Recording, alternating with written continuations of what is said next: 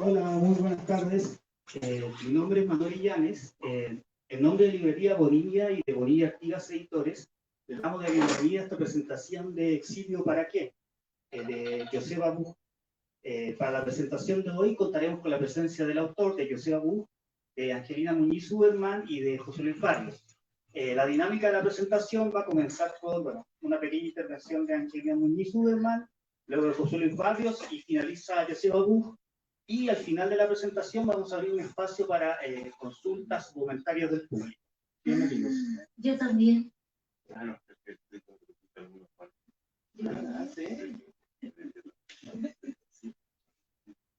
La otra generación.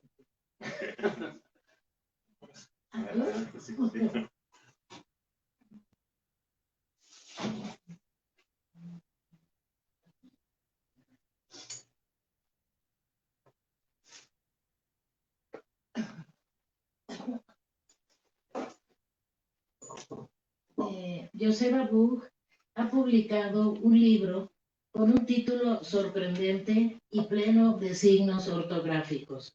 Coma, interrogación, línea inclinada, 2 puntos. Un título con la pregunta ¿para qué? Como adelanto de la idea de cambio, diferencia, perspectiva, novedad, polémica.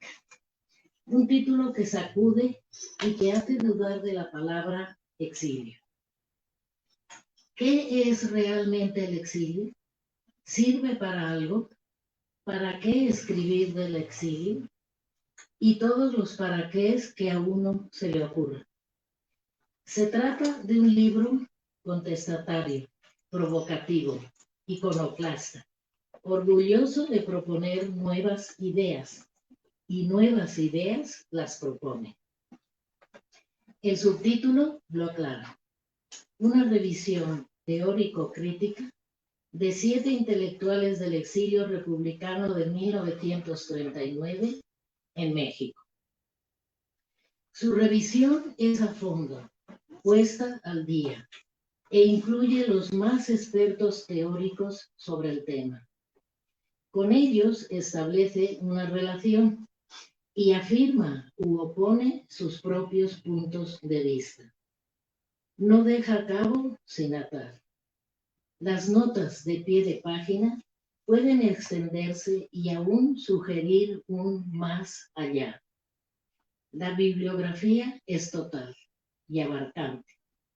Es propio del estilo de Joseba Buch el constante crear de palabras y términos que se deslizan, aparecen y desaparecen conformando un todo unitivo.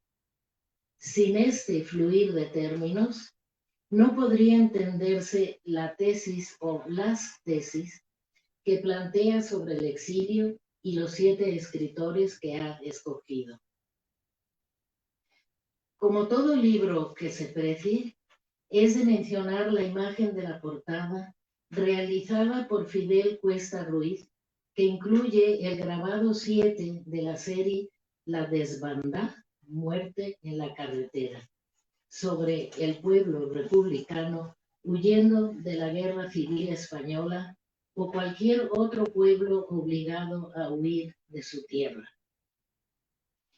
Los 7 escritores del exilio de 1939 incluidos son Carlos Blanco Aguinaga, Angelina Muñiz Uberman, Ramón Xirau, Ramón Iglesia, Adolfo Sánchez Vázquez, Pedro Armillas, Ángel Palermo.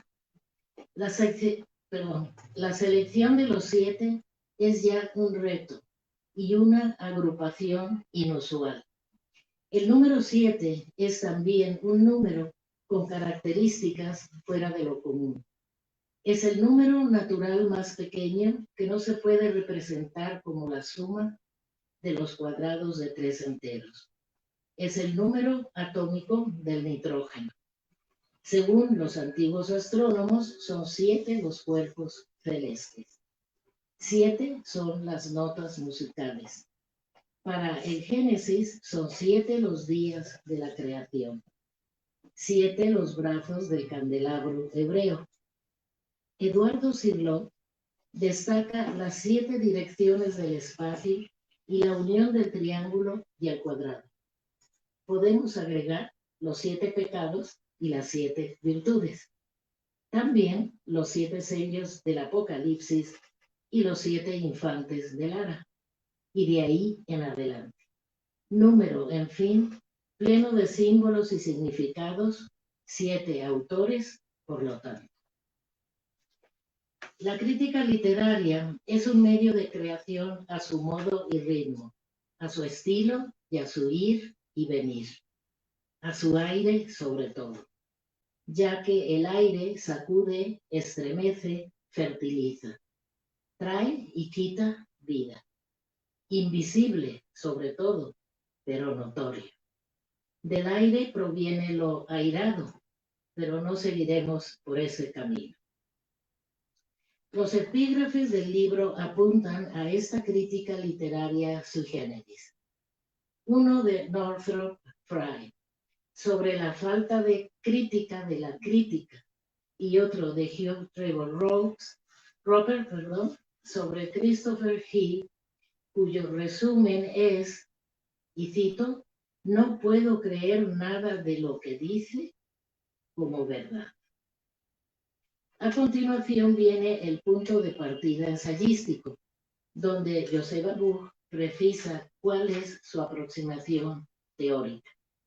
Y no es una, sino la combinación de varias y fluctuantes como un río y sus bifurcaciones. De este modo, se abren nuevas vías para seguir el camino de los exilios sin parar. Conocemos que el propio autor sufrió en su momento más que exilio, incilio. Crecer en la época franquista, con el silencio y el miedo de fondo, fue otra situación de aislamiento y desconocimiento.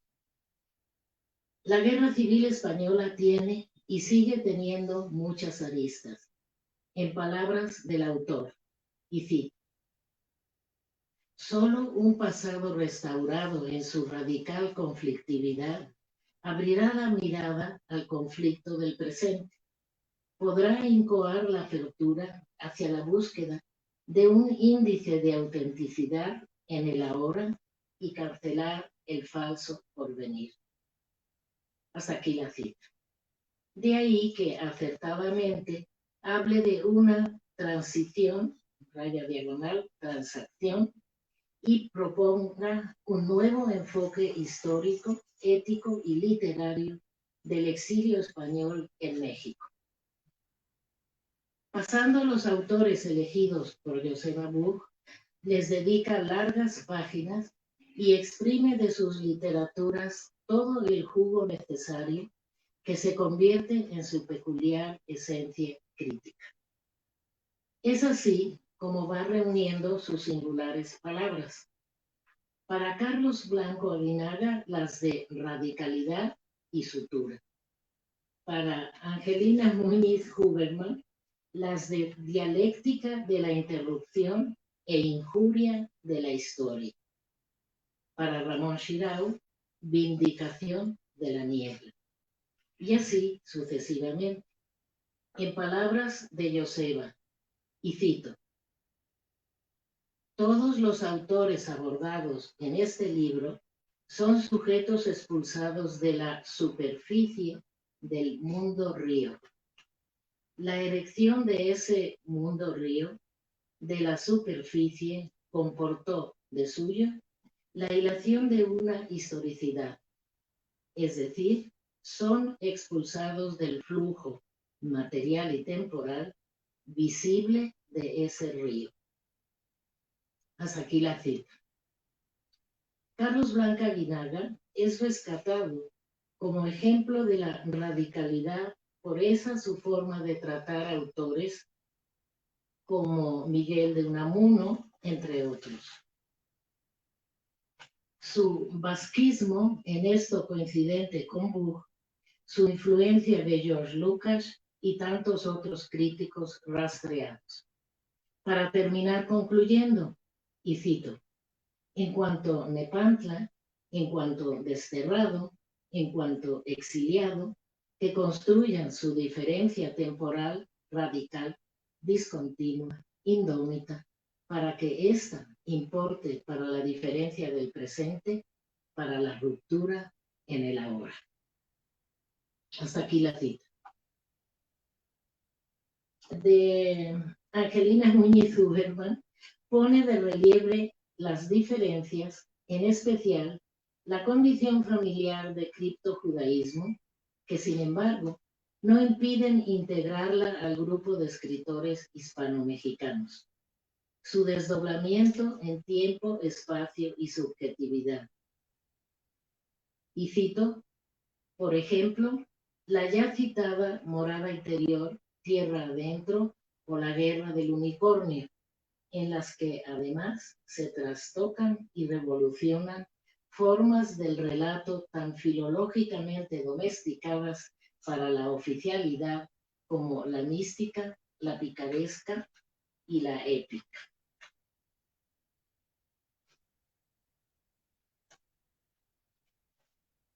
El título del capítulo sobre Ramón Xirau es de especial significación: Vindicación de la niebla. Permite a nuestro autor aclarar lo semivisible. Pasa revista a las distintas definiciones sobre el exilio, desde José Gaos hasta Carlos Blanco y Arturo Souto. Las desmenuza y borra lo que considera inadecuado o equivocado, como llamar puente a Xirau, según Octavio Paz. Del propio Xirau, a manera de contrapunto, discute su posición teológica y teleológica, y se disculpa si es severo en sus juicios por las tragedias que acompañaron en su vida al poeta y filósofo catalán. En el último capítulo, La generación problemática, indicio de otros pasos o coda que no cierra, es el título, Joseba crea el término de generación problemática para los 4 autores restantes, que son Ramón Iglesias, Adolfo Sánchez Vázquez, Pedro Armillas y Ángel Paler. Los 4 son tratados y comparados a la luz de teorías de las que rescata especies de nueva cuenta. Ramón Iglesias, en el fragor de la historia. Adolfo Sánchez Vázquez, la existencia vida como tensor práctico ideológico. Pedro Armillas y Ángel Paler, la imaginación científico rebelde. Joseba Buch, consciente de que un buen libro nunca termina, sino que lleva en sí el germen de otros libros, finaliza con la coda que no cierra. Sus palabras semillas, ya se me contagió la rayita diagonal, así lo expresa. Comillas, cita, todos los autores estudiados en este libro pueden ser leídos, a juicio de quien esto escribe, como resistencias a esa tendencia que le ha hurtado el carácter conflictivo para con la historicidad de la superficie flujo que poseía el fenómeno del exilio. Hasta aquí la cita. Lector, estás ante un fructífero y pleno de refulgentes aristas libro. Gracias.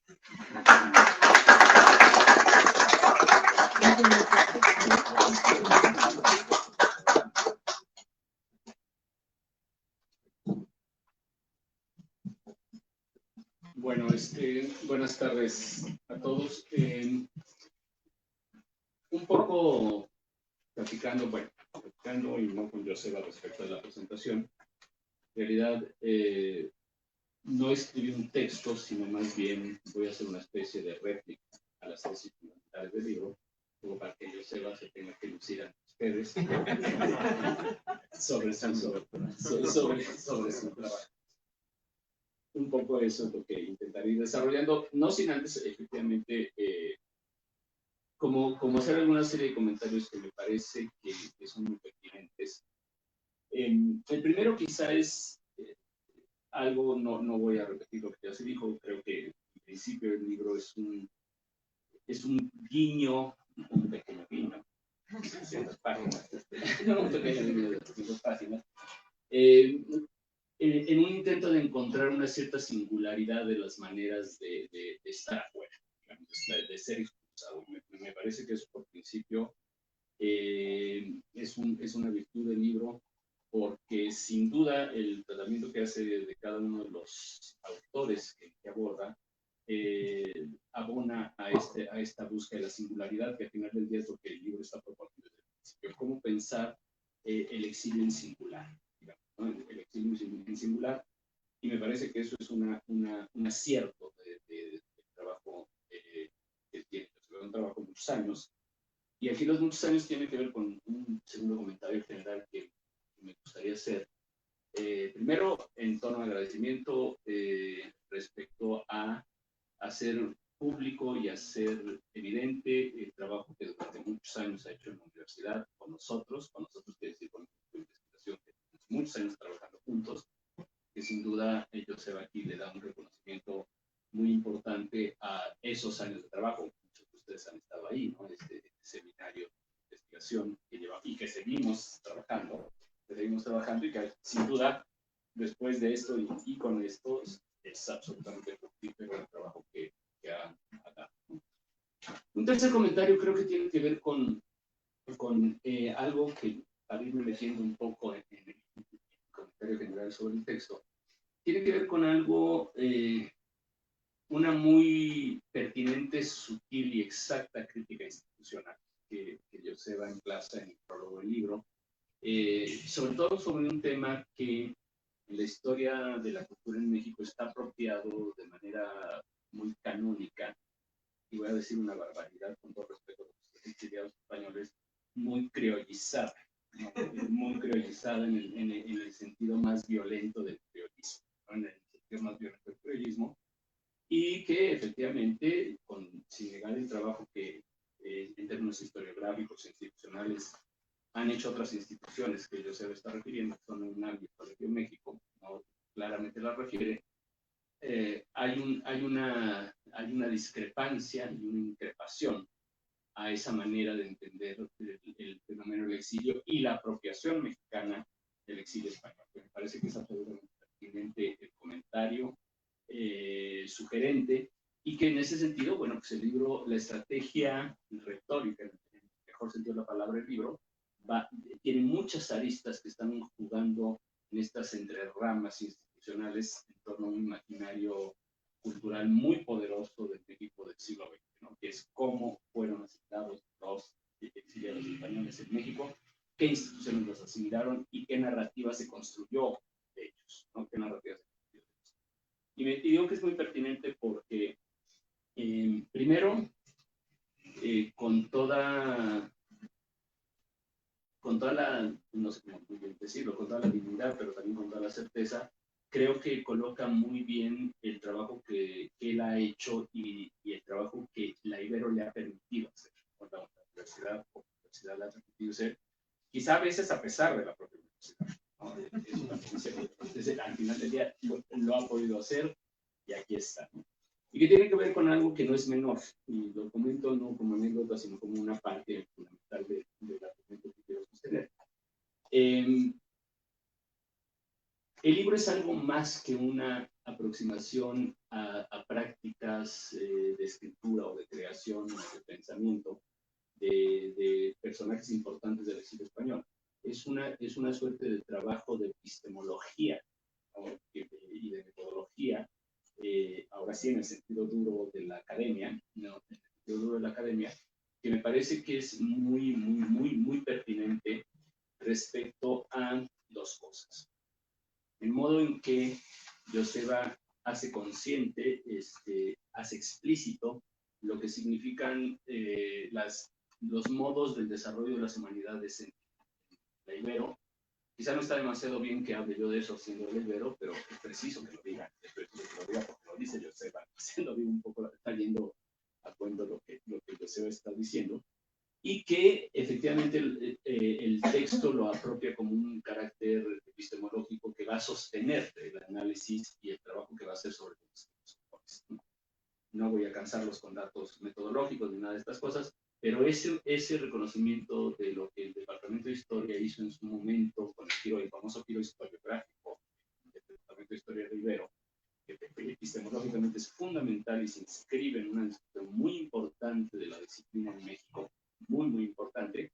Y luego, evidentemente, el giro más reciente, que lo agradezco y lo hemos compartido sobre ello muchísimo, que es digamos, todo lo que hemos desarrollado respecto a la teoría crítica de la representación, que es un proyecto que lleva años trabajando, que está mucho más vinculado con ciertas tradiciones de la teoría crítica alemana y del postestructuralismo francés, ¿no? De términos generales, y que, bueno, Joseba lo apropia, lo explicita, dice, pues si nosotros como académicos tenemos una diferencia, es esa, ¿no? Y esa es una diferencia no menor. ¿Por qué? Porque le permite pensar muchas cosas, ¿no? Muchas cosas. Entre otras, pensar como algo que no necesariamente la historiografía positivista o el historicismo reconoce, que es pensar en sustratos, pensar en capas, pensar geológicamente, ¿no? Es muy importante, ¿no? Ahí no son metáforas cuando Joseph introduce todas las categorías de análisis, el sentido de los flujos subterráneos, los flujos de superficie, el continuo, el discontinuo contra el continuo, va introduciendo una serie de características y de conceptos que son de orden teórico duro, yo diría filosófico y prácticamente ontológico, ¿no? Prácticamente ontológicos, que instrumentalicen el mejor sentido de la palabra. Y eso le permite, efectivamente, ir produciendo algo que creo que es un valor importante del texto, que es entender que al final del día lo que en algún punto hace valioso un producto artístico o cultural. Yo soy muy rejego a hablar de cultura siempre en el sentido en que Adorno la crítica. Para mí la cultura ya es un fenómeno básicamente de masas, ¿no? Es un fenómeno de masas. Yo siempre me sustraigo un poco de usar ese concepto, ¿no? Ese concepto culturalista, ¿no? A diferencia del concepto de lo estético, a diferencia del concepto de lo artístico, ¿no? Que tiene que ver con digamos, un proceso de distanciamiento del propio pensamiento de sí mismo para poder tener, al menos no hacer ideología a la hora que estamos pensando, ¿no? Me parece que es un acierto muy importante del libro, porque la lectura fácil sería decir, se apropia de una serie de personajes importantes de la historia cultural mexicana, cuya cualidad es el exilio como condición sociopolítico-biográfica, y a partir de eso, venga, todos son lo mismo, ¿no? Vamos a decirlo así porque todos son exiliados.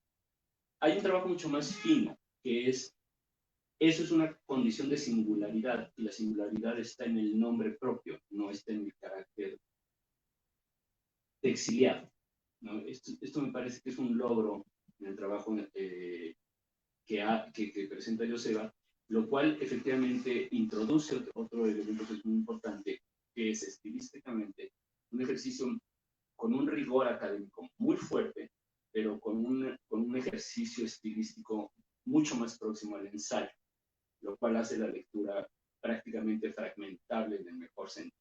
Uno puede leer los capítulos distintos y aunque va tendiendo una tesis a lo largo de cada uno de ellos, también es cierto que va produciendo el diferencial en cada autor que está analizando. Entonces me parece que en ese sentido es una estrategia muy inteligente el planteamiento. Ahora, en algún punto, Joseba, la pregunta fundamental que él se hace, interesante y problemática, de la otra parte, de la reflexión, interesante y problemática, es una pregunta por una cierta patética existencial del exilio.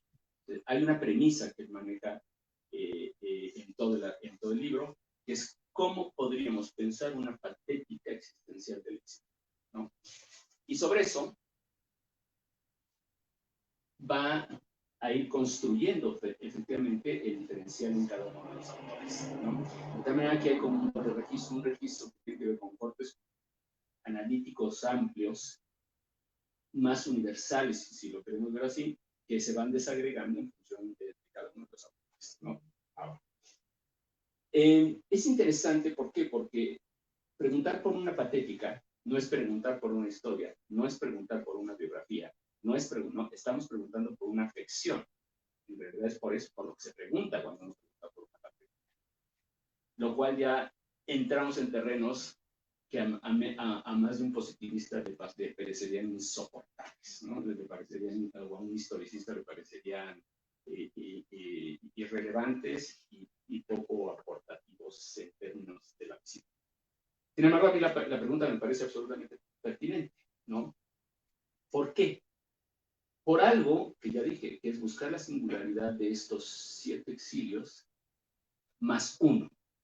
Y aquí es donde quisiera, en realidad está hablando de 8 exilios, o quiere hablar de 8 exilios, y aquí es donde me parece que está el punto más patético del mejor sentido de la palabra. En el mejor sentido de la palabra. Déjenme desviarme un poco. No les estoy diciendo nada nuevo, nada más lo traigo un poco para ponerlo a consideración del propio Joseba. Digamos, en la historia de la política del siglo XX y en la historia del derecho internacional, de los derechos humanos, pero sobre todo de los tratados del derecho internacional, la figura más lograda políticamente de lo que significa una diáspora por las razones que sean, es efectivamente la figura del exilio, ¿no? Tenemos otras, tenemos la del migrante indocumentado, que es la más terrible de todas, porque carece de cualquier estatuto jurídico, político, ciudadano, humano, etcétera, etcétera. Tenemos la del refugiado, ¿no?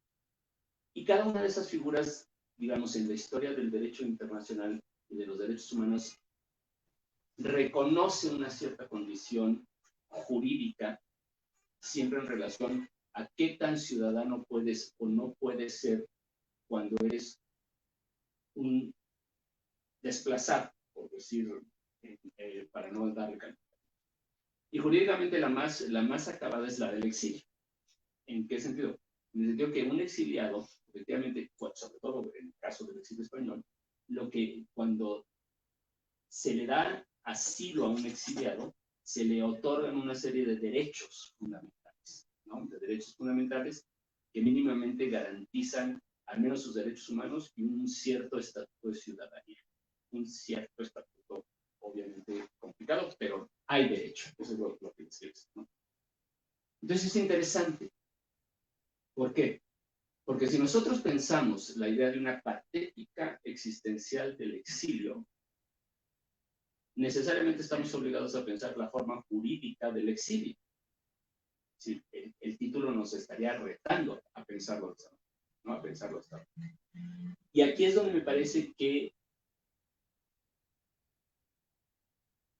el dato existencial que está presente en el análisis de todos los ensayos y el momento del exilio como categoría sociopolítica, abren un terreno súper problemático de reflexión, ¿no? Súper problemático de reflexión, que un poco por ahí van mis preguntas, ¿no? Van mis preguntas, y que desde luego Joseba intenta ir respondiendo en distintos registros, en distintos niveles y de distintas formas. Yo veo, y aquí que conste, no es la lectura de un literato, es la lectura de un filósofo, a pesar de mí mismo, soy filósofo, no puedo más que ser filósofo, entonces siempre una lectura es mucho más analítica. Entonces, ¿cuál es el dato existencial? ¿O qué significa una patética existencial del exilio? Como pregunta, ¿no? Y me parece que esas preguntas están presentes en lo que estoy diciendo yo. ¿Cuál es la condición ontológica de un exilio? Si hay una patética, hay una ontología del exilio, o debiera haber una ontología del exilio, ¿no? ¿Es por motivos políticos? ¿Es por motivos... ¿Qué lo define ontológicamente? ¿No? El exilio, la figura política del exilio. Segundo, una vez definida esa condición ontológica del exilio, que al menos sabemos históricamente, pertenece a un momento de la política de la modernidad, no necesariamente de la tardomodernidad, porque esa es una figura que paradójicamente se va debilitando conforme va avanzando la historia del siglo XX de manera poderosísima, y entonces surgen ya problemas de otra índole, ¿no? De los que no vamos a hablar aquí, pero el más radical son los desplazados o los migrantes indocumentados. Hay una variación ontológica en la condición de existencia entre un migrado, indocumentado, y un exiliado. ¿Sí? Entonces aquí hay digamos, esta categoría, este concepto de exilio, sí nos demanda preguntarnos por cuál es la condición de esta patética existencial del exilio, ¿no? Del exilio. Independientemente de que si es una condición, pero es también, quiénes son los exiliados españoles, qué tipo de exilio se recibe en México, en qué momento histórico pasa en México, nada que ver con lo que pasa ahora, eso nos queda clarísimo, ¿no? Eso sí lo tenemos claro, ¿no? Entonces, ¿qué resulta? Lo que resulta es que esta patética existencial del exilio requiere de un lugar de enunciación y requiere de un sujeto de enunciación, ¿no? Requiere de un lugar de enunciación y requiere de un sujeto de enunciación.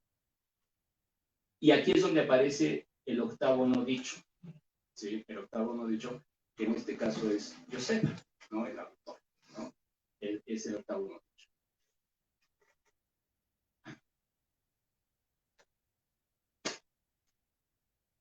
Si yo pensara en un exiliado ontológicamente, en términos de filosofía y literatura, y ser exiliado ontológico por antonomasia, a pesar de que los postcoloniales lo odian, es el extranjero de Camus, ¿no? Es el extranjero. Ese es el exiliado ontológico por antonomasia, ¿no? Que está sumido en un abismo prácticamente de iniciación de todo, de la política, de la ética, bueno. Entonces, si seguimos un poco esta pregunta, es cómo pensar no de quién está hablando, sino quién está hablando en el libro de Josep, quién habla. ¿Y por qué se piensa como exiliado? Sí, y todavía más duro, ¿hay condición histórico-jurídica para que se piense como exiliado o no? Sí. Es una gran pregunta, ¿eh? Una gran pregunta porque efectivamente tendría que ver con cuáles son las lógicas de producción existencial o de utilización de la existencia que permitirían abrir y no cerrar el concepto, ¿no? Pero yo al leer el libro, al estarlo revisando, decía, okay, pero entonces no despotencializamos la radicalidad de un concepto como el del exilio, que lo mejor que tiene es que efectivamente reivindica siempre el derecho político del exiliado, o qué posibilita ampliar el registro. Esa es una pregunta para ti, querido doctor. Muchas gracias. Sí.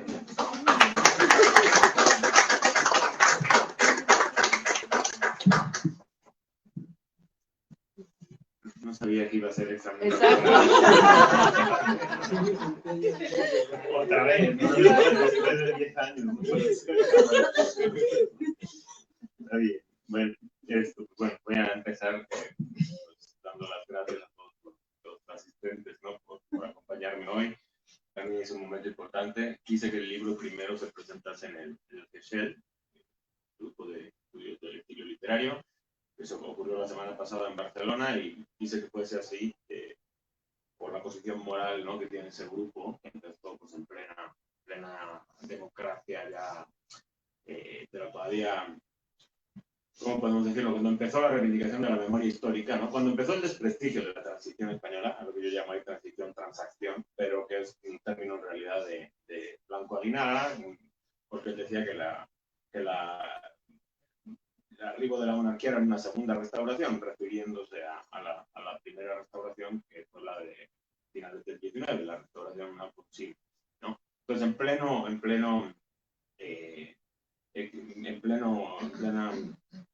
consolidación de la transición era una cosa como ejemplar para todo el mundo, ¿no? Y ha ido progresivamente desprestigiándose, ¿no? Y ha ido progresivamente desprestigiándose porque ha habido trabajo académico que ha ido señalando pues, que aquello fue una componenda, ¿no? Y sobre todo que dio golpes muy arteros, ¿no? A la producción de memoria. Entonces, bueno, que es perdón, el 93, va a cumplir 30 años este año, y bueno, ha hecho una labor en ese sentido impresionante, ¿sí? Si bien su labor es más bien filológica, y incluso a veces yo diría que peca de positivista, ¿sí? Me encanta que me hayan dado cabida a mí en ese grupo, teniendo en cuenta que yo hago una cosa completamente distinta, que tiene que ver con la, con la Ibero, ¿no? Incluso, bueno, yo creo que mi discurso no cabría aquí muy bien en cómo se han tratado estos temas en la UNAM o en el Colme, ¿no? Sin ánimo de demeritar o desprestigiar, ¿no? lo que han hecho, lo que se ha hecho ahí, ¿no? Y bueno, pues muchas gracias a los asistentes. Digo, hay algo bonito aquí, ¿no? Que tendría que ver con el tema de eso que Ortega y Mannheim llamaban generación, ¿no? La generación, ellos imponen como una categoría etaria, ¿no? O sea, o de edad, ¿no? Parece que las generaciones por edades, ¿no? Y yo digo que las generaciones son más bien por cuándo hiciste y dónde hiciste el posgrado, ¿no? decía Max Out que era cuando... uno era de donde había hecho el bachillerato, ¿no? Esa era su definición de generación. Yo creo que me apegaría un poco más a eso, ¿no? Está por un lado una generación pues legendaria para mí, ¿no? Que es la de Angelina, que es protagonista del libro. Ayer que estábamos hablando de su libro en la Ibero, decía que por desgracia, ¿no? Y no porque Angelina esté viva, por supuesto, y no porque todos los demás han muerto, es la única que está viva, ¿no? De toda esa generación, ¿no? Y bueno, en fin, o sea, esa generación sin duda es algo que siempre ha pendido sobre mi vida, ¿no? Y es importantísimo que esté aquí, ¿no? Por otro lado, está la generación de mis maestros, ¿no? Desde ahí está José Luis, ¿no? Que bueno, comprendía un amplio grupo, ¿no? De gente muchísimo mayor que él, como por ejemplo Peter Alcántara, ¿no? Esto que acaba de fallecer. Ayer justo también estábamos en un homenaje que se le hizo allí en la universidad, pero bueno, ellos coincidieron, siendo José Luis mucho más joven, ¿no? Esto estaba en esa generación de gente como Ilan Semo, como Karen Cordero, sin duda, ¿no? Que fueron nuestros grandes maestros, ¿no? Incluso me atrevería a meter ahí a Alfonso Mendiola por esto del estilo historiográfico y la relación con Ilan Semo, ¿no? Y bueno, luego, pues en gran parte están la gran mayoría de ustedes, ¿no? Que algunos somos casi de la misma edad, pero pues fueron mis alumnos, ¿no? Por cosas de la vida, ¿no? Pati, Juan Luis, ¿no?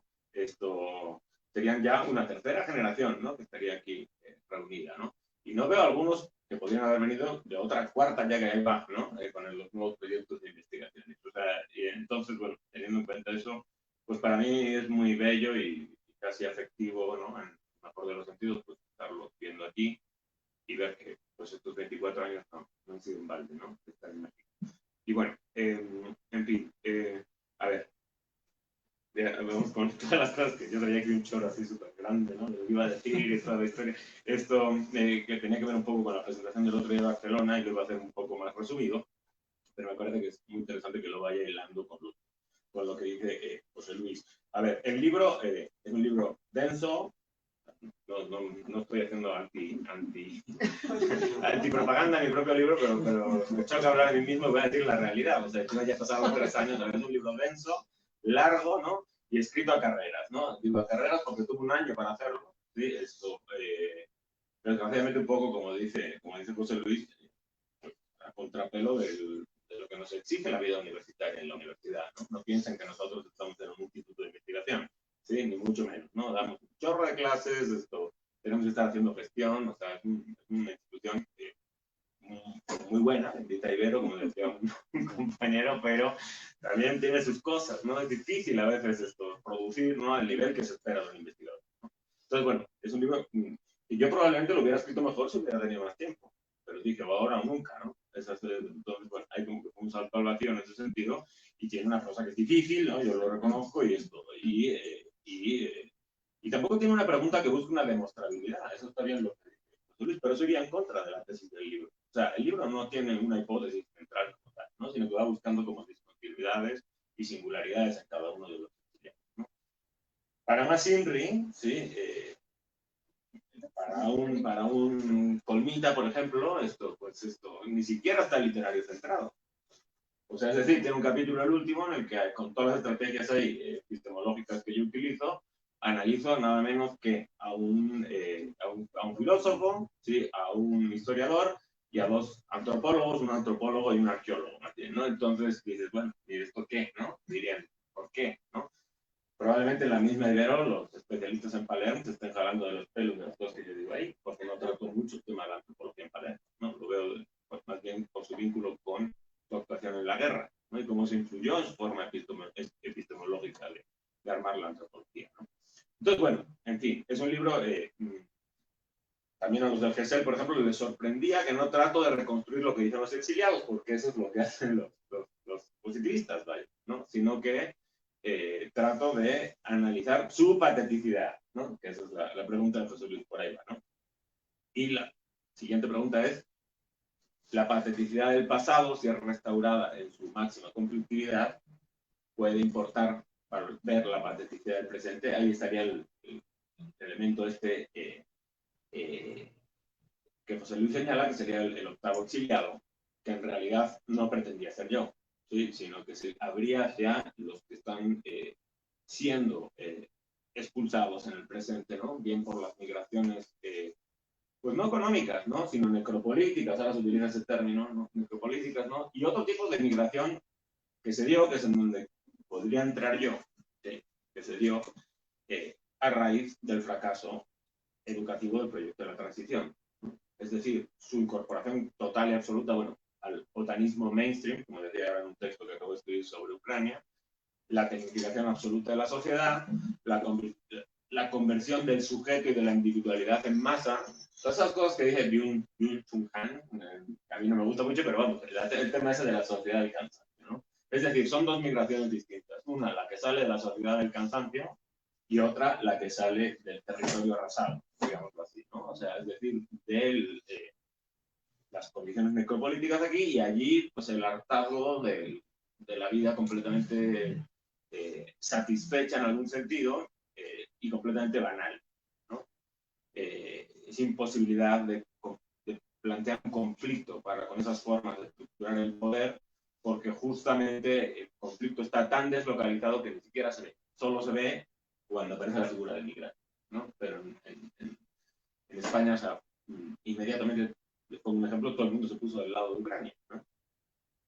Sin darnos cuenta que Ucrania peleaba por incorporarse al capitalismo salvaje de la OTAN, ¿no? Con las consecuencias que eso ha tenido para América Latina, por ejemplo, ¿no? O sea, digo, está muy bien el capitalismo salvaje de la OTAN si uno vive en Madrid o en Londres, ¿no? Pero si uno habla de Chile en los 70, pues no es tan agradable, ¿no? Entonces, o sea, ese tipo de cosas son las que se han ido invisibilizando progresivamente y por el cual gente de mi generación se fue, ¿no? Yo hablaba con Martín Morales, que es precisamente también académico en Chile, y hizo una biografía maravillosa sobre Medina Echavarría, que fue el gran sociólogo del exilio español, y él está como profesor en Chile, ¿no? Y dice, nosotros no tenemos que pensarnos como exiliados, no tenemos que pensarnos como desterrados, no tenemos que pensarnos como emigrados, sino como expulsados, digámoslo así, ¿no? O sea, no encajamos en ese proyecto transicional, ¿no? Por lo que sea,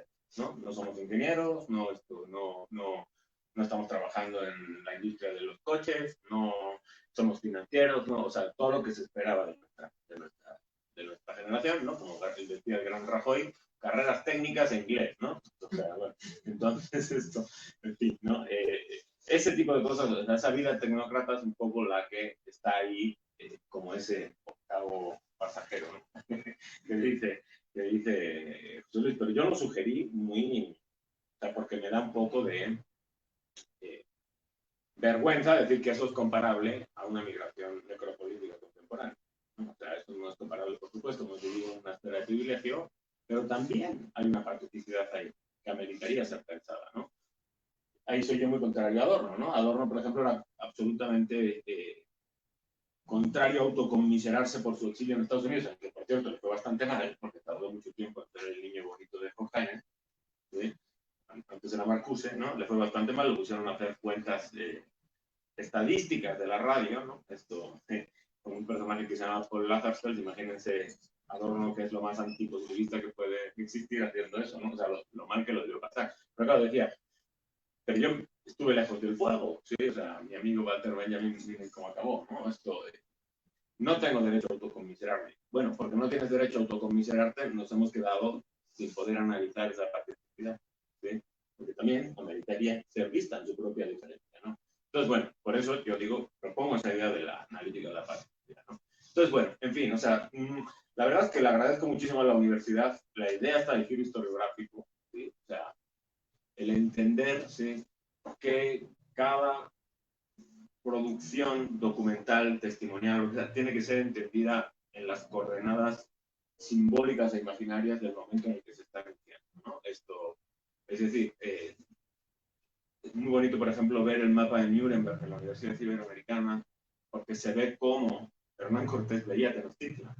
Y uno ve los montajes que hacen ahí en el metro, las maquetas y todo eso, y lo que pinta Hernán Cortés en ese mapa, se aparece la ciudad de Dios de San Agustín. O sea, él no tiene categorías para ver otra cosa que eso, ¿sí? Entonces, no puedes equiparar a verdad ese mapa porque era la verdad de Hernán Cortés, ¿sí? Entonces hay que ver siempre el punto ciego de la enunciación, ¿sí? Lo que está ahí como latente, que es el que está mirando, ¿no? Y eso lo estoy bien puesto en mi libro porque te das cuenta de que obviamente soy yo el que está mirando a los exiliados, ¿no? Y también yo estoy incluido ahí, como latencia, ¿no? Por otro lado, esto, ahora, lo que creo que suplementó de manera maravillosa el seminario en el que llevamos nosotros 200 años trabajando ya, esto, al giro historiográfico, es que el giro historiográfico termina por alinearse al código, ¿sí? Porque Hernán Cortés ve el código hegemónico de su época. Lo que sería interesante es ver la pateticidad de Cortés, que eso es algo que normalmente no se ve, ¿no? O sea, es decir, la idea de que era un hidalgo, que tuvo que embarcarse en un barco en una empresa privada, que luego le mandó la propia España una expedición para acabar con él, ¿no? Que finalmente pseudo triunfa y al final le va muy mal. O sea, eso es lo que no se ve, ¿sí? Él tampoco, ¿no? Entonces, ese tipo de analítica es justo. O sea, la discontinuidad del propio Hernán Cortés sería lo que sería interesante, ¿no? Y eso es un poco el paradigma de este libro, ¿sí? La discontinuidad, o sea, intentar entender la discontinuidad. Por eso no me sirven mucho a mí las categorías identitarias. Ahí está el tema este de la diagonal, ¿no? No quiero pensar los discursos, a ver cómo lo puedo decir o elaborar, como se identifican consigo mismo, o sea, con su producción de significado evidente, ¿no? Sino con lo que justamente está por debajo, ¿no? O sea, los discursos vistos como, no como continuidades, no como afirmaciones, ¿no? Sino como rupturas, como cortes, ¿no? Como aperturas hacia su propia arqueología, ¿no? Eso es un poco lo que trato de ver. Por supuesto, ahí está el paradigma iniciario de Ginsburg, ¿no? Un poco detrás, gracias a Cecilia, ¿no? Esto está al doctorado en historia que hice gracias a Cecilia, porque como leíamos juntos, ¿no? Leíamos juntos, aprendí muchísimo, ¿no? De Carlos Ginsburg, ¿no? Está la arqueología del saber, que ha sido un texto total en nuestros seminarios, ¿no? Está el pathos forma, el David Barwood, sin duda, ¿no?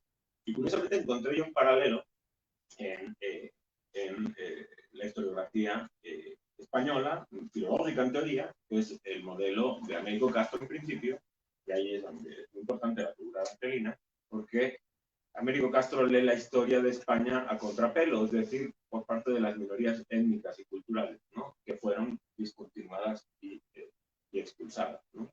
Y hay un alumno de Américo Castro que se llama Llorens, que por cierto es muy curioso porque Llorens utilizaba para hablar de su diáspora, utilizaba el término de migración. O sea, lo del exilio justo coincide con lo que dices tú. Él lo veía como algo demasiado reconducido o suturado en el reconocimiento jurídico, ¿sí? Y a él, como le toca migrar primero a Santo Domingo, y en Santo Domingo ya saben que le fue en feria a los exiliados españoles, porque el propósito, a diferencia de México, era blanquear la sociedad dominicana, y como eran rebeldes, no se dejaron, y pues algunos hasta los desaparecieron, los mataron y todo. Bueno, Llorens pudo salir de allí, ¿no? Y Llorens radicaliza las tesis fue maestro de Clara Liga, ¿no? Radicaliza las tesis de Castro, porque él no dice ya las minorías étnicas y culturales, sino una serie de discontinuidades que han ido como en contra de lo que ha sido España, ¿no? Entonces, bueno, él habla, por un lado, por supuesto, bueno, habla incluso de que en España no se admitía al principio ni la escolástica, ¿no? O sea, es decir, todo lo que sonase a pagano, escúchale, en el septentrión del norte eso era invivible, no se podía asimilar, ¿no? Eso era herejía, ¿no? Pero luego, claro, obviamente eso tiene una traducción política con la creación de la Inquisición, los judíos y los moriscos, ¿no? por supuesto, después vienen, y ahí sería interesante recordar a Pepe, ¿no? A Pepe Alcántara, quiero decir, que ayer hablábamos de él, el tema de que fue mi director de posgrado, que falleció desgraciadamente hace poco, que curiosamente lo velamos ahí frente, ¿no?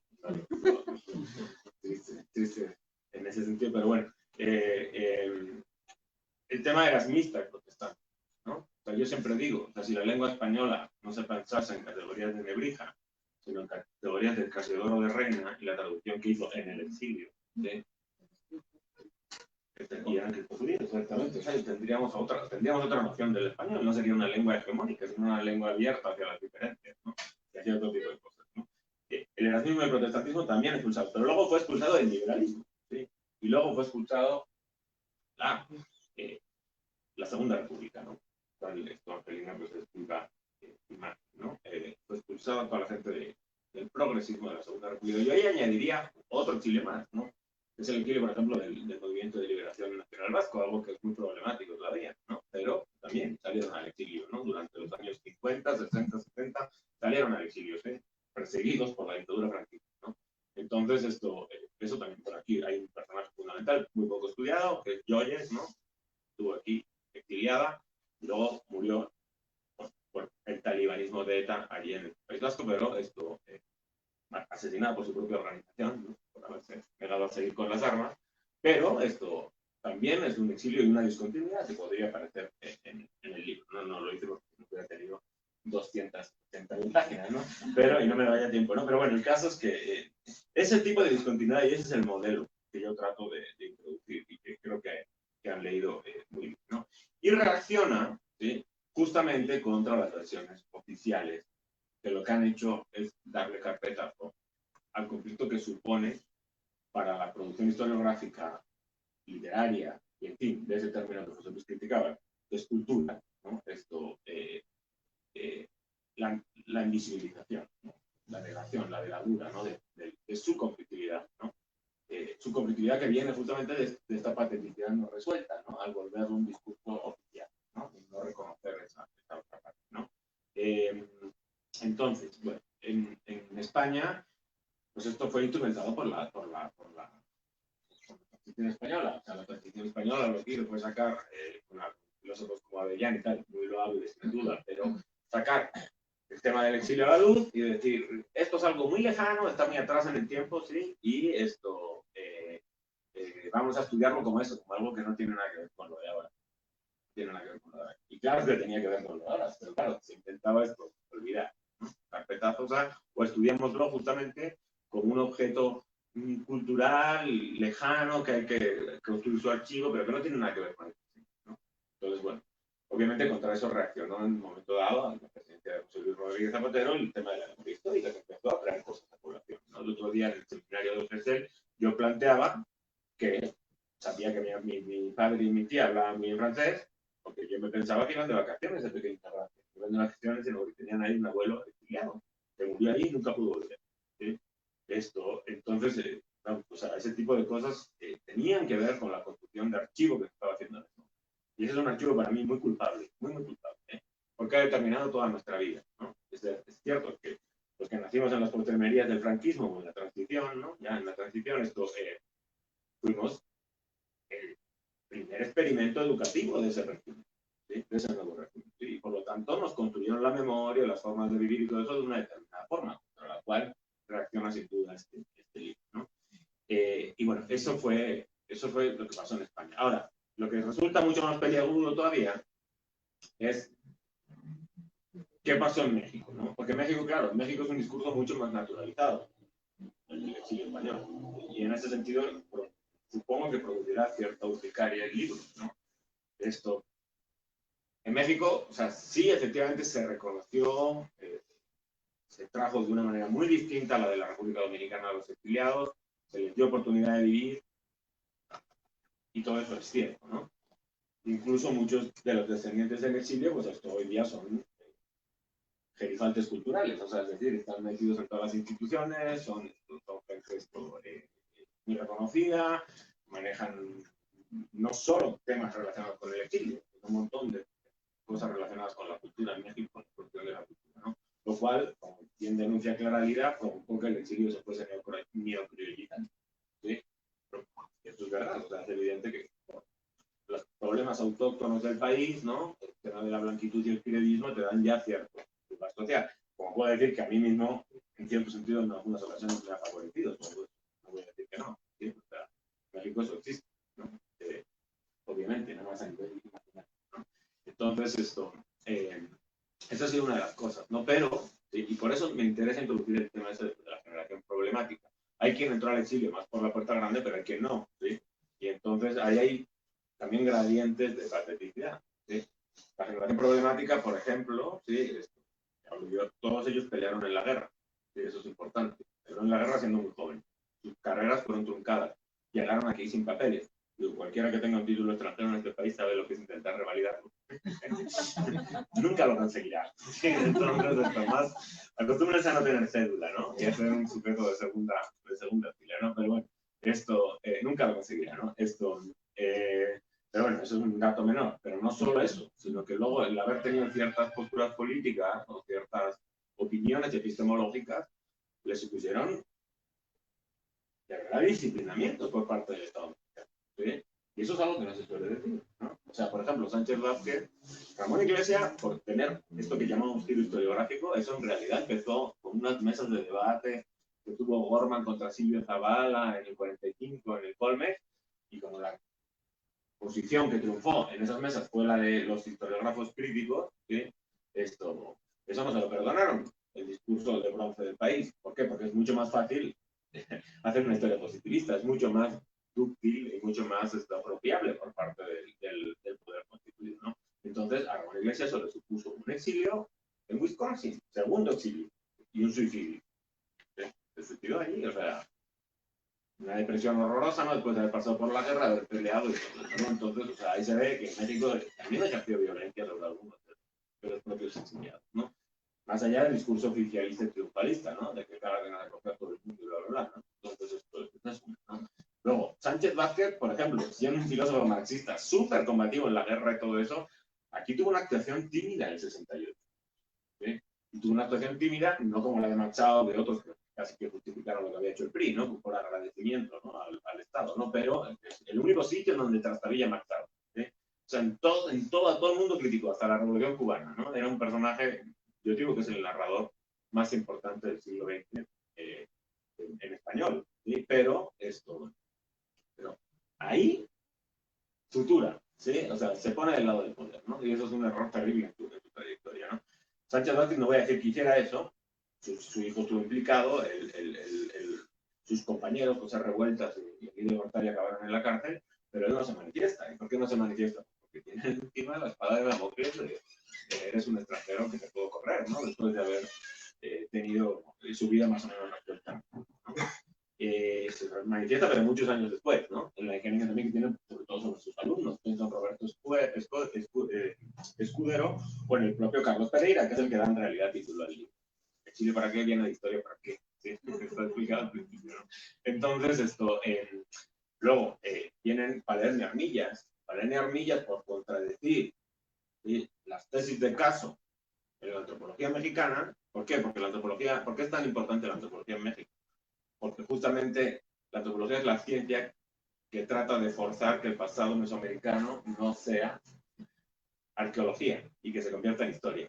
Meter lo mesoamericano en la línea de la historia. Meterlo en la línea de la historia. ¿Para qué? Para que nuestros antepasados sean los mesoamericanos. ¿Sí? Claro, por eso tiene el Museo de Arqueología la importancia que tiene. Yo pienso en España, normalmente la antropología, ¿dónde está la antropología? En el País Vasco. ¿Por qué? Porque ahí hay una cultura rara, pero si no, pues allí son historias. Los españoles se asoman como un pueblo histórico, ¿sí? No como un pueblo antropológico, como podría ser aquí, ¿no? Entonces, la antropología hace ese discurso forzado de intentar meter. Fíjense, si quieren, cualquier día que vayan al Museo de Antropología, echen un ojo como está curado, ¿no? Como está curado, ¿no? O sea, leanlo a contrapelo, ¿no? Porque los indígenas están en un piso en un segundo piso donde no va nadie, ¿no? O sea, lo único que importa es Mesoamérica, ¿no? Mesoamérica tiene que estar esto. Mejor que no vayan. Entonces, no, porque el indígena es la ruina, ¿no? O sea, es como una especie de la ruina de lo mesoamericano, ¿no? quieras mesoamericanos ya.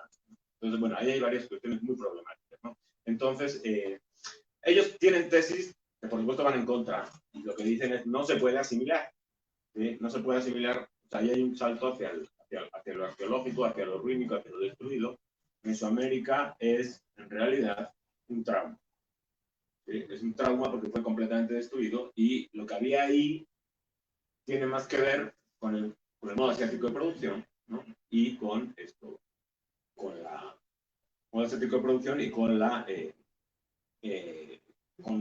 con lo que sería, por ejemplo, una dinastía china, ¿no? El despotismo hidráulico, ¿no? Eso es más parecido a lo que pasó aquí en Mesoamérica. Por lo tanto, es imposible subirlo a una historicidad occidental, ¿no? Porque no ha pasado, ¿no? por un medio esclavista, por un medio feudal, por un medio, no, es otra cosa completamente distinta, ¿no?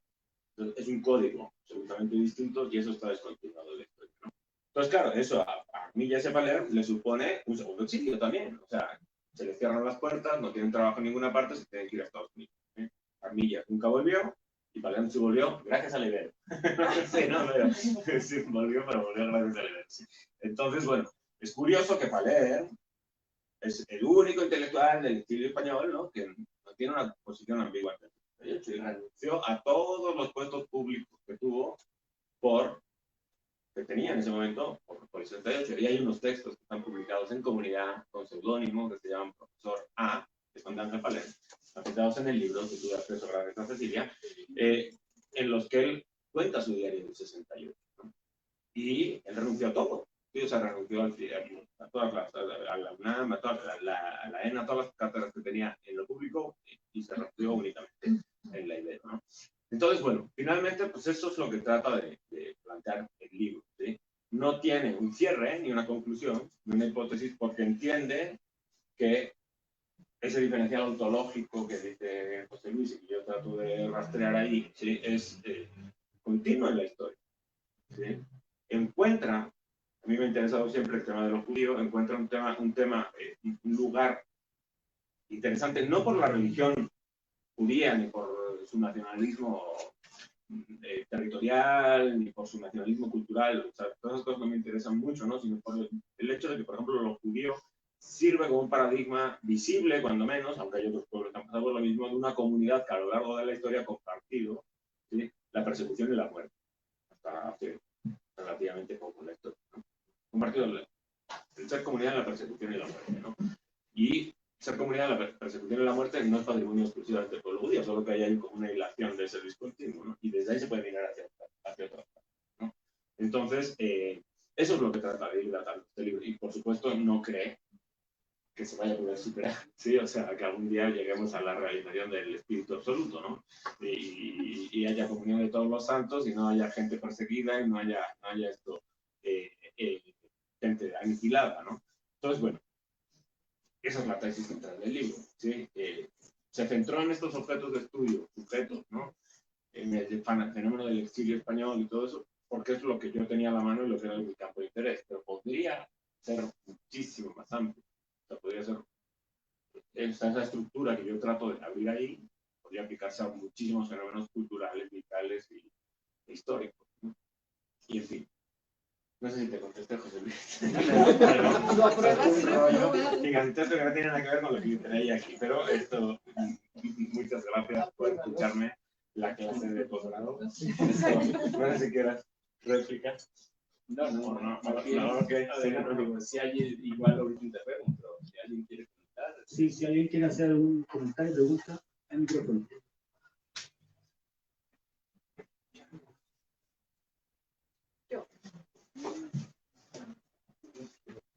Bueno, a mí me llama mucho la atención, y por lo que entiendo, esta plasticidad es la que puede producir una singularidad y donde se puede articular.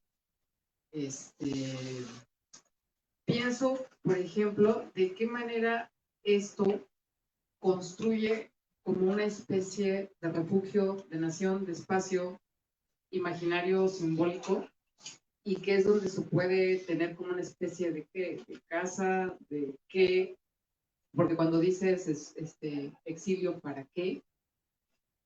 Es como si tuviera una función el exilio, pero en tanto función a qué cobija, qué, no sé cómo decirlo, o sea, qué cobija, quiénes incluyen, porque se me hace muy interesante esto que José Luis te dice, en donde podría ser obvio que tú eres el otro que también está pensando esa pregunta, y mi pregunta sería, para ti, ¿para qué es el exilio? Sí. Es que en realidad, o sea, lo del exilio para qué es una función que yo activo desde la discusión entre las tesis de Carlos Pereira en Historia para qué y de Rafael Samuel en Theatres of Memory, ¿no? En las que Carlos Pereira habla de la cientificidad de la historia y a la vez de la historia como práctica social, ¿sí? Es decir, y ahí es donde Samuel es un poco más radical y dice la historia no es cientificidad, ¿no? Esto es práctica social, ¿no? O sea, la historia la estamos haciendo aquí cuando estamos hablando, ¿no? Estamos hablando de ese pasado y eso es lo que es importante. Ese es el para qué. O sea, el para qué es... mi tesis es intentar recuperar el exilio en su máxima pateticidad para poder mirar otras cosas ahora. Esa es la cosa. O sea, no hay casa, hay intemperie, más bien, ¿no? ¿Sí? O sea, o sea, ¿cómo podría decirlo? O sea, la tesis fundamental es la tesis fundamental es como plantear que en el presente están pasando ciertos fenómenos, ¿no? Que construyendo la diferencia oportuna, el exilio podría arrojarnos a ello, ¿no? Yo pienso, creo que uno de los grandes éxitos de mi trabajo, y por eso estaré orgulloso toda la vida, ¿sí? Esto, es cuando a raíz del trabajo que hicimos en el seminario y todo eso, me buscó la Comisión de España de Ayuda al Refugiado para trabajar el exilio y los relatos del exilio de conformidad con los modelos en los que yo los leo, aplicados a las migraciones contemporáneas. Y tuvimos un coloquio en Bilbao que mezclaba las ideas de los testimonios de los migrantes y todo eso, y a raíz de eso salió un documental también, ¿no? Con la experiencia, justamente, de estos personajes que salieron al exilio por una migración de otra índole, ¿no? Claro, la migración ¿por qué digo que es una migración de otra índole? Porque fue una migración, igual que la de ahora, masiva, ¿sí? Pero obviamente es una migración eurocentrada, ¿no?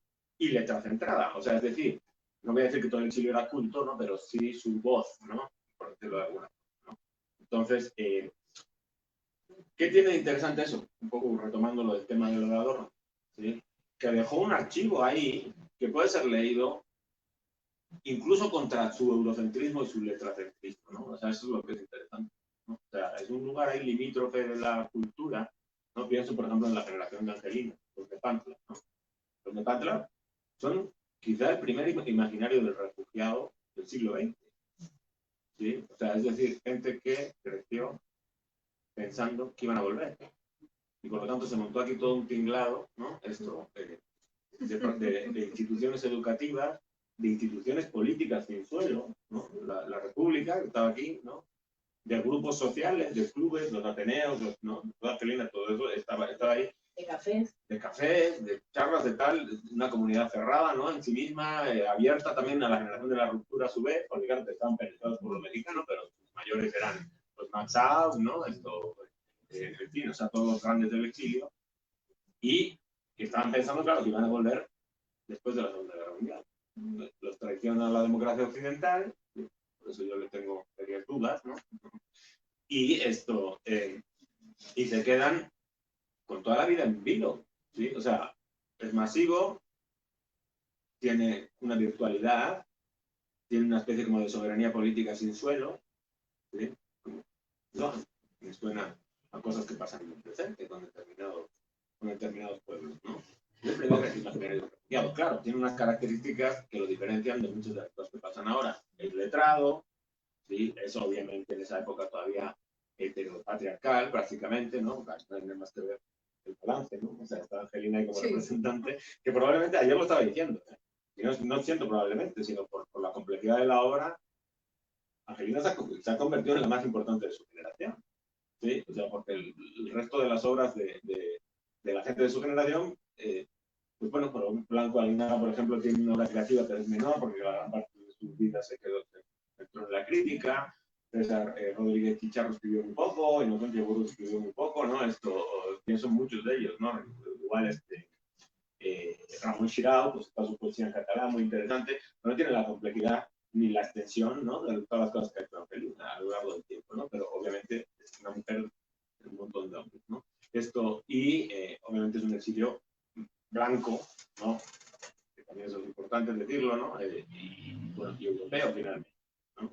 Claro. Entonces eso tiene unas características que obviamente hay que construir la diferencia, como estábamos diciendo con lo del método historiográfico, ¿no? Con el estilo historiográfico. No es igual, que no se puede aplicar igualito del exilio español, que salió por el fascismo, ¿no? A, por ejemplo, las formas fascistas que instrumenta ahora el capitalismo, el patrón de acumulación flexible en lo que llamamos ahora subglobal, ¿no? Lo que llamamos ahora subglobal. Es distinto, pero es parecido, ¿sí? O sea, si haces la analogía oportuna, ¿no?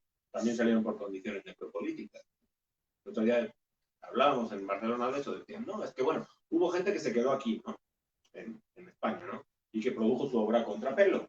Sí, es verdad, está Julián Marías, ¿no? Está Antonio Rodríguez Huéscar, hay gente que se quedó en España y produjo, sí, pero era gente que el régimen toleraba, ¿sí? O sea, es decir, eran católicos, sí, les fue mal, sin duda, eran católicos, eran tal, ¿no? Pero yo siempre pienso, digo, claro, Sánchez Vázquez, ¿cómo iba a decir algo duro en el 68? Sánchez Vázquez, si lo mandan a España después de haber sido un militante comunista que peleó en la guerra, que seguramente tendría sangre en sus manos porque fue un soldado, sí, era paredón directo, sí, o sea, ahí no había condiciones de posibilidad para sobrevivir, ¿no? Entonces, también tenían condiciones de micropolítica en la España fascista, ¿sí? Hubo una represión, creo que son, no me acuerdo de la cifra, pero vaya, o sea, la metáfora más dura que he oído en mi vida es decir que España es el segundo país con más fosas comunes sin descubrir después de Camboya. Sí. Lo cual, o sea, claro, uno oye Camboya y como que ya inmediatamente el imaginario blanco hace el gradiente, ¿no? O sea, es como España, ¿no? ¿Cómo puede ser, no? Sí, o sea, sí. Entonces, bueno, esto en fin, no sé si te contesté. Sí, ¿Y alguna otra consulta, pregunta?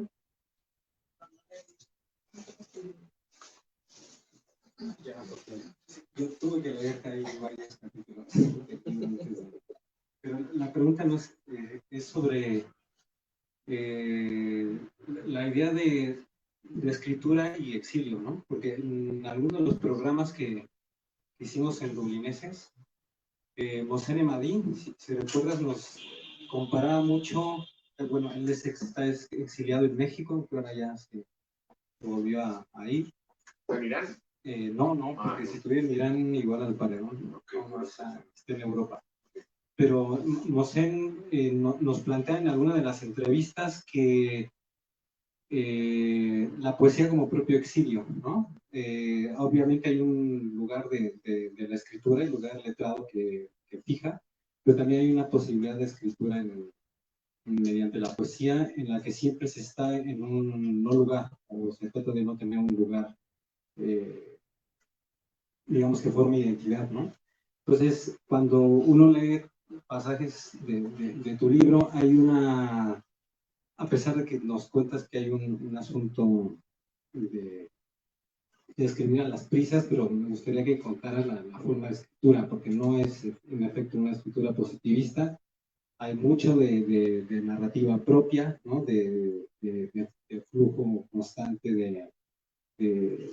digamos, hay un estilo, ¿no? Entonces me gustaría que nos contaras un poquito del estilo y de cómo el exilio influiría un no estar a la hora de escribir, si es que eso está o no es una historia.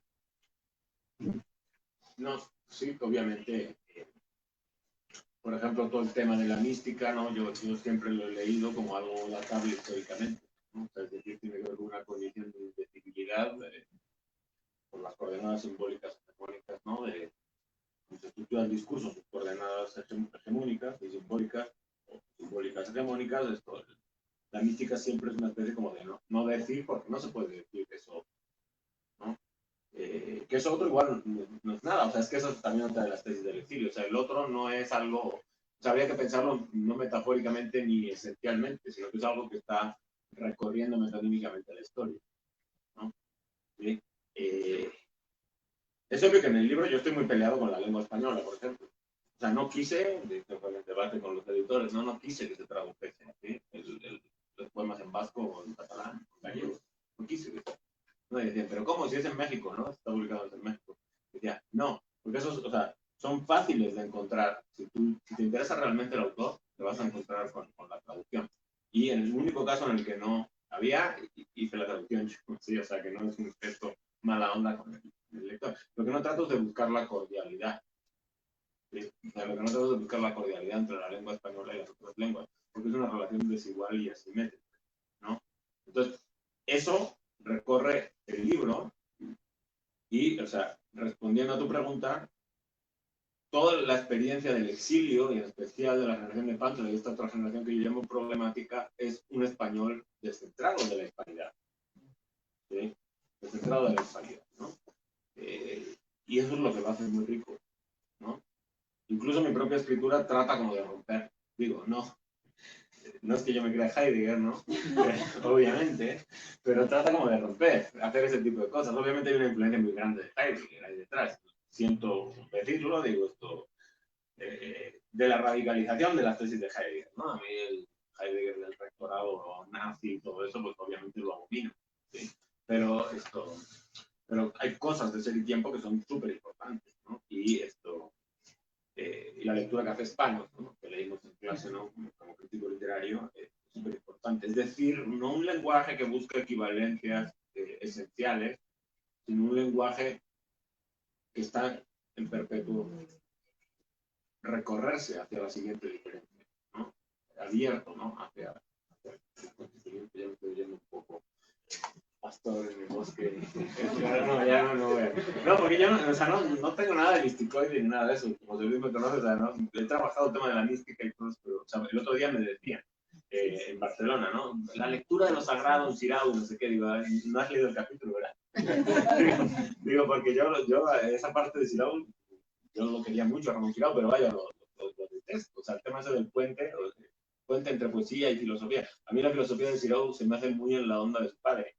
Muy ordo amoris, muy así, muy como conciliante, ¿no? En cambio, la poesía se me hace ultra mega siniestra.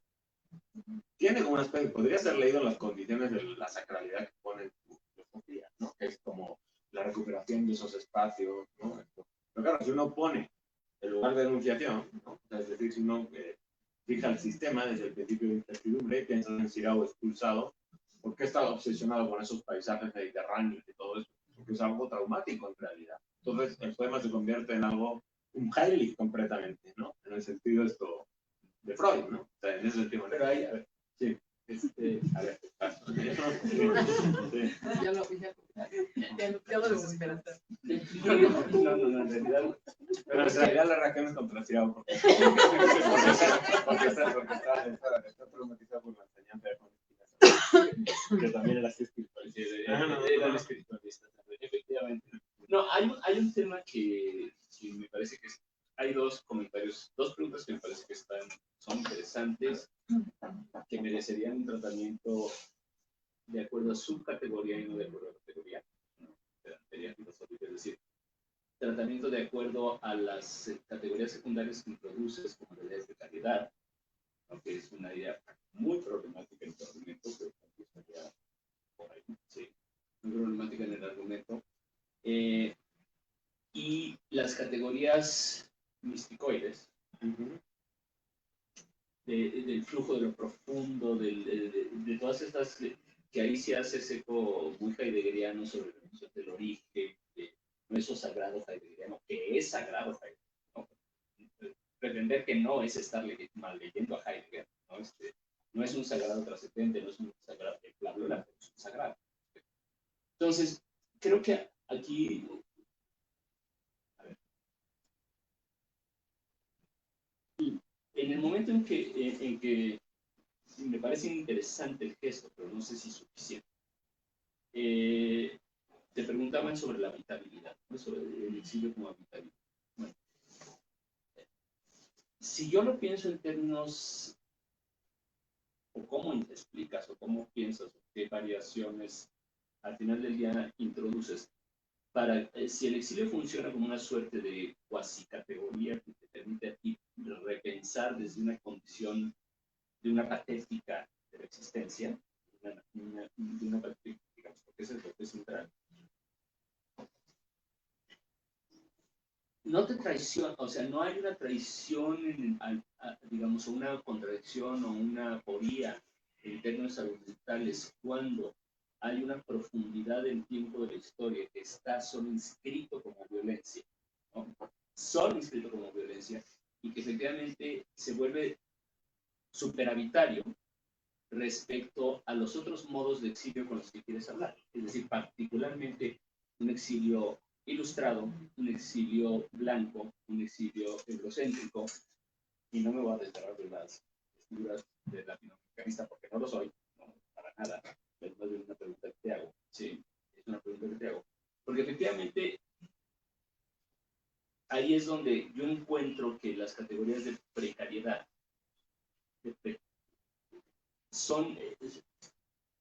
están instrumentalizadas excesivamente en tu argumento respecto a lo que supone la precariedad ontológica, ¿no? ¿Por qué? Porque la precariedad ontológicamente hablando tiene que ver al final del día con la vida desnuda, con la mera vida, ¿sí? Tal cual. Entonces, vuelvo, cuando el exilio presupone un carácter de inteligibilidad, de reconocimiento de un cierto derecho a ser recibido, lo que por principio cancela es la condición de precariedad. Lo que cancela por principio la noción de intemperie. Ahora, si yo hay, y de nuevo, yo entiendo que tu generación en Europa es una generación que efectivamente fue instrumentalizada por un modelo perversísimo de democracia, perversísimo, que está siendo y sigue siendo vigente en Europa, pero que yo no creo que esa forma, digamos, a ver, ontológicamente, no creo que esas lógicas de administración política o de geopolítica lo que produzcan sean precariedad de la existencia. En dado caso, como dice Vico, lo que producen son precarizaciones, un nuevo precariato social, ¿no? Pero, ojo, no es lo mismo la condición de precariato que la noción de precariedad. La noción de precariedad ahí tiene un estatuto ontológico que es la vida desnuda, ¿sí? El que es sacrificable y no importa, ¿no? Entonces, ese desnivel, ahí es donde digo, no sé si hay un cierto registro en el punto de inflexión histórica a la hora de ampliar la categoría del exilio, efectivamente hablar del tiempo presente donde la precariedad yo no la vería particularmente instalada en la sociedad europea. Vería precarizada la vida europea, pero no en un estado de precariedad ontológica. Eso es mucho más propio, evidentemente, del sur, del tercer mundo, de las migraciones indocumentadas, ¿no? Ahí sí hay una violencia de mera vida, ¿no? Es decir, es una pregunta, ¿no? Pero yo tampoco veo para nada a la sociedad europea como una sociedad precaria, o sea, para nada. Sí, precarizada. Depende del gradiente, ¿no? O sea, sí puede haber, es que eso es lo que es interesante, yo creo que intento plantear en el libro. O sea, no hay el otro precario absoluto, es un poco lo de volvemos a lo de la discusión de Adorno. Sí la hay en una condición particular, ¿no? Que es en la política concentracionaria, pues, ¿no? O sea, ahí es donde sí, ¿no? O sea, la política concentracionaria podría ser, sí, la precarización absoluta, lo que tú hablas, la vida de la intemperie absoluta, la vida vacía de sí misma y además vacía de sí misma porque es la cultura la que provoca eso. O sea, la vida desnuda no es un antes, ¿no? Es algo histórica, es una producción histórica. Entonces, ahora, lo que yo planteo en el libro, que es lo que me parece que es interesante, es que lo que hay es lejos de ontologizar en ese otro absoluto, que entonces sería el único que tendría derecho a hablar, y luego resulta que no habla, porque está convertido, como diría Gamen, en musulmán, ¿no? O sea, musulmán en el sentido de las personas que estaban en los campos de concentración obsedidos, ¿no? Esa palabra es obsedidos, o sea, como un estado catatónico, ¿no? Que les impedía incluso articular las palabras, ese no habla, ¿no? Entonces, O sea, lo que plantea, yo creo, el libro es que hay un gradiente de intensidad, ¿no? Voy a contestar, ahora sí me voy a ir orteguiano.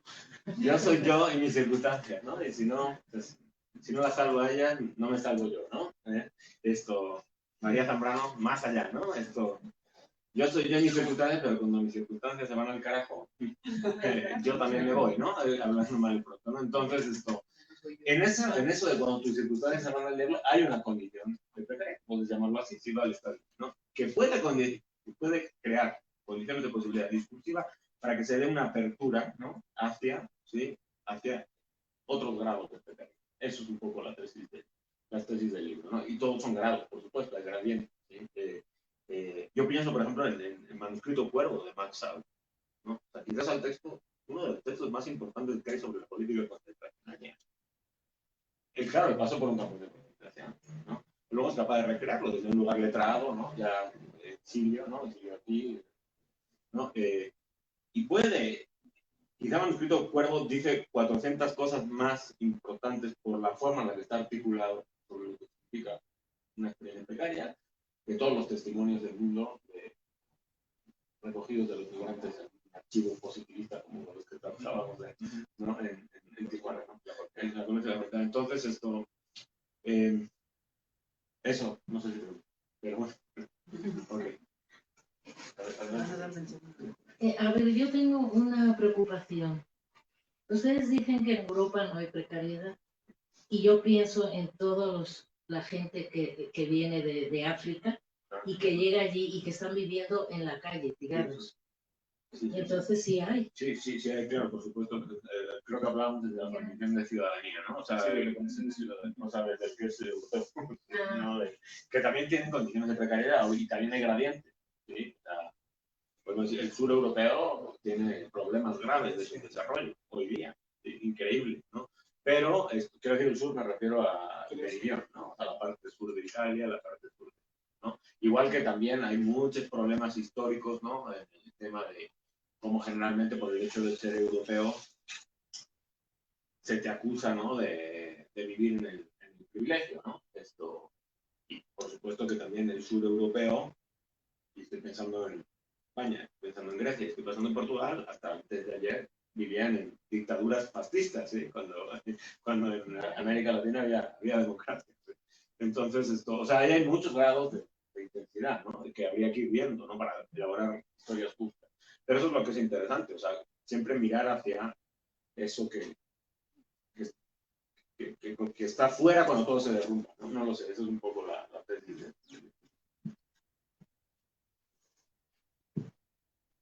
¿Alguna última consulta? ¿Pregunta? Sí, no. Bueno, con el nombre de Librería Bonilla y de Bonilla Artigas, agradecemos a Jesús Abuc, Angelina Muñiz Zuberman y a José Luis Barrios por esta presentación de Exilio para qué, también al público presente. Hay ejemplares del libro por si a alguno le interesa en el mostrador y los invitamos a un vino final como para celebrar la presentación. Muchas gracias.